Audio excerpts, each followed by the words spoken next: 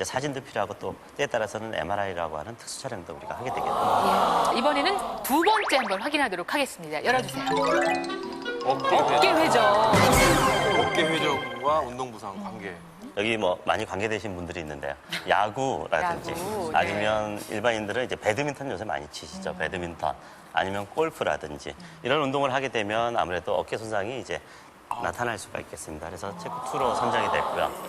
이러한 어깨 손상은 우리가 보통 두 가지를 얘기합니다. 그래서 그 젊은 사람들한테서 급격한 손상으로 해서 빠질 수 있는 게 어깨 탈구가 되겠죠. 그래서 어깨 탈구하고 그다음에 어깨를 이제 많이 썼을 때 또는 물론 손을 짚고 넘어지거나 했을 때 생길 수 있는 이제 회전근개 쪽에 이제 파열이라든지 그런 건염이 발생할 수 있겠습니다. 우리가 몸통 쪽에 있는 관절화와 이 팔에 있는 상완골두가 이렇게 어긋나 있죠. 이렇게 앞쪽으로 빠져 있는 탈구가 됐을 때 저희들이 팔이 빠졌다라는 말을 하는 상황이 그럼 저런 상황이 사실 의사가 진단 내렸을 때 저런 어깨 탈구라고 하는 거는 좀 더 그보다 심각한 상태가 되겠죠. 그래서 초기에 이제 적절한 치료를 하지 않으면 저게 나중에 자꾸 빠지게 되는 재발성 탈구로 가게 되고요. 그런 경우는 결국 수술적 치료가 이제 되겠습니다. 근데 사실 어깨 하면은 또 우리 강병규 씨 어깨 얘기 안 할 수가 없어요. 고등학교 성남고등학교 동창이거든요. 그 저하고 이세준 씨가 그 여기 여의도에 가까운 대박 성남고등학교에 같은 반이었어요. 예. 같은 반인지 저는 몰랐어요. 아니, 교실은 안 들어요. 아니 우연히 출석부를 봤는데 거기 강병규가 써 있더라고요. 예. 아 저희 사실 뭐 운동부가 수업은 뭐 자주 못 들어가긴 해요. 예. 그러면 뭐 그때 기억나는 활약상이라든가. 정말 잘했어요. 강속구도 강속구건이와 그 제구력이 굉장히 뛰어났어요. 그 전타석에서 자기한테 안타를 친 선수는 정확하게 엉덩이를 맞추는.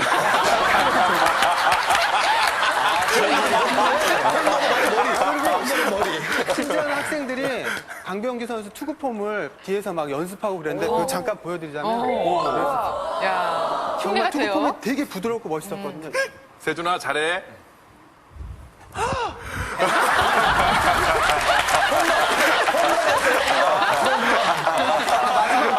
글러브 집어 던지고. 결국은 동창마저 저래. 아무튼 반갑다 친구야.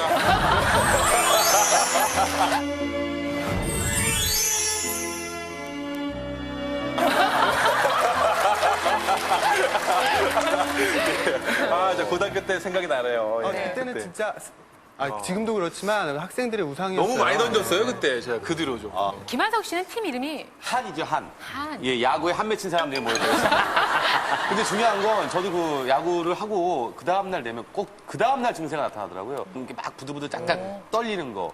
그러니까 밥 먹거나 뭐 이렇게 물컵을 들었을 때 저도 모르게 떨고 있는 그런 것들을 많이 느껴요. 어깨가 한 일주일 동안 이건 뭐 야구 선수도 아닌데 내가 어깨가 왜 이렇게 아픈가 싶을 정도로 어깨가 아파서 이거 병원에 가야 되나 안 가야 되나 하는 그런 생각도 해요. 저희들이 한번 여기서 그러면 스포츠 오영재들이 어깨 테스트를 하고 이 자리에서 받아보도록 하겠습니다. 자리에서 모두 좀 일어나 주세요. 옆으로 이렇게 올려서 정말 끝까지 이렇게 옆으로 해서 딱 귀 옆으로. 올라가시는지 관절 각도를 제일 먼저 보게 되죠. 그다음에 우리가 어깨 돌아가는 걸 보기 위해서 뒤로 해서 이렇게 뒤로도 이렇게 올려볼까요? 자, 뒤로요. 이게 잘 안 되는 분들이 시원하네요. 아, 이거 뒤로 하면 시원해요. 여기 이렇게 올려보는 거죠. 그래서 이게 어디까지 올라가는지를 우리가 보죠. 그래서 이게 한번 각도 선생님 한번 이렇게. 뒷모습 한번 살짝 네. 보여주세요. 저는 꽤 많이 올라가죠. 이렇게 해서 가면. 많이 안 올라가요. 지금 이 동작은 여러분들 따라 하실 때 혹시 뭐 통증이 찌릿하게 느껴지셨다든지. 지금 박정민 씨는 손이 거의 목 근처까지 다 올라가요. 이거 굉장히 유연한 거죠?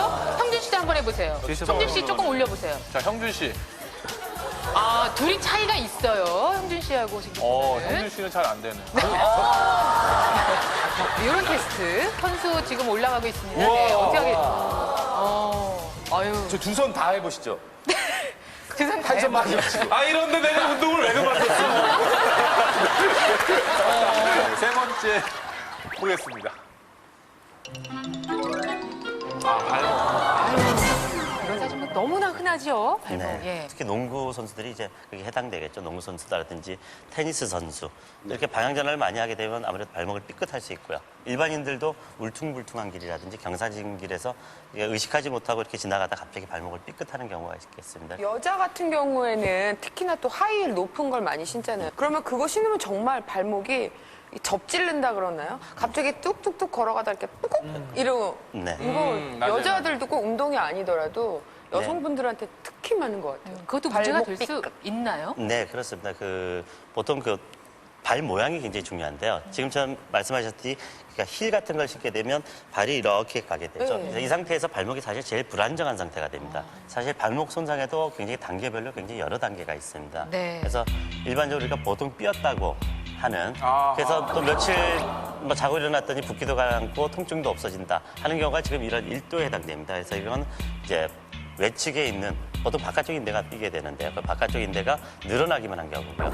이런 2도 같은 경우가 이제 늘어날 것뿐만이 아니라 저렇게 부분적으로 파열된 경우죠. 저런 경우는 붓기도 좀 오래 가고 이제 피도 나니까 멍도 좀 들고요. 저럴 때는 이제 적절한 보조기라든지 기부스를 한다든지 그런 치료가 필요하고요. 이렇게 3도가 정도가 되면 이건 손상이 굉장히 심한 겁니다. 완전 파열이라고 해서 저런 손상이 된다면 수술까지 가는 경우도 있겠습니다. 점프를 했다가 삭제를 할 때 두 발로 강하게 체중을 못 이기기 때문에 무릎하고 발목이 안 좋을 수도 있고 긴장을 잠시 늦추면 발이 이렇게 떨어질 때가 있어요. 평상시에 저희가 안무 연습을 되게 많이 하는 편이거든요. 그래서 할 때도 보면은 그 점프하는 동작에서도 이렇게 아까 농구하실 때도 그런 것처럼 저희도 점프할 때 이렇게 내려올 때 신발이 만약에 미끄럽다 그러면 그럴 때 많이 이렇게 삐끗하거든요. 걱정이 돼요. 그럼 저절로 나요?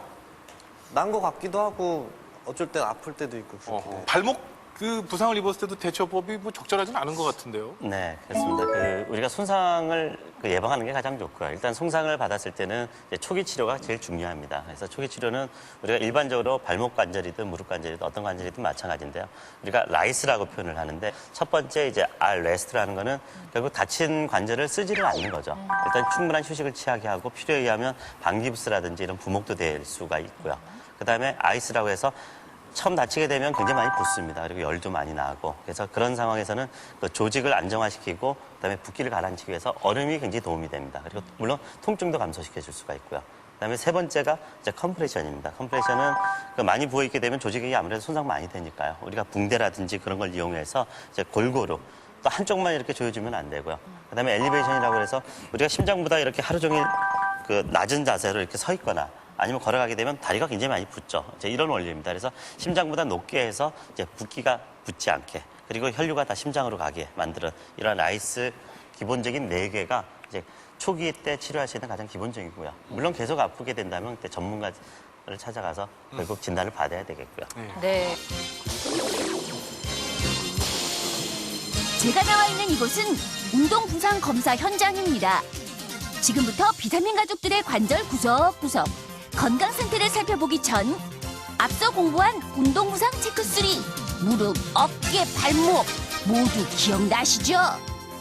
과연 이 3가지를 모두 만족하고 건강 게이트를 통과할 수 있는 사람은 누구일지 지금부터 검사 시작하겠습니다. 운동 부상으로 병원에 오게 되면 제일 먼저 문진을 하게 되는데요. 어떤 상황에서 어떻게 다쳤는지를 알 수 있을 뿐 아니라 관절 운동을 통해 대략적으로 다친 부위를 예측할 수 있어요. 또 이것을 토대로 검사가 결정되기 때문에 운동 부상에서 문진은 아주 중요한 역할을 한답니다. 다음은 엑스레이 검사예요. 엑스레이는 인대의 상태를 직접 볼 수는 없지만 뼈의 형태를 보는 것은 물론 관절과 관절 사이에 늘어난 정도를 통해 인대의 손상 정도를 알 수 있는 검사입니다. 이렇게 해서 운동 부상 검사를 모두 마쳤는데요. 비타민 가족 여러분, 검사 결과가 가장 걱정되는 사람은 누구인가요?